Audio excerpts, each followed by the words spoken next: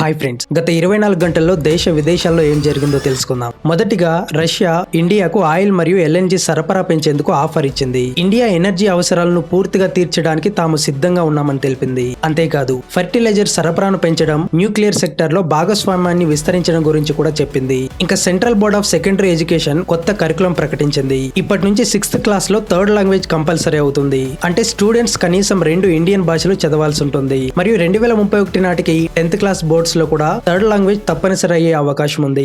ఇక Punjab CM Bhagavanth Maan Raghava చెడ్డాను Rajya Sabha deputy leader పదవి నుంచి తొలగించిన విషయంపై స్పందించారు. ఇది పార్టీ తీసుకున్న సాధారణ నిర్ణయం మాత్రమేనని చెప్పారు. అలాగే పార్టీ లైన్ కు విరుద్ధంగా వెళ్లే వారిపై కఠిన చర్యలు తీసుకుంటామని హెచ్చరించారు. మరోవైపు ఇండియాకు తన 3వ nuclear powered submarine INS Arihant చేరింది. రక్షణ మంత్రి రాజ్నాథ్ సింగ్ ఏప్రిల్ 3న విశాఖపట్నంలో దీన్ని అధికారికంగా నేవీలో చేర్చారు. దీంతో ఇండియా సముద్ర రక్షణ శక్తి మరింత బలపడిందని చెబుతున్నారు.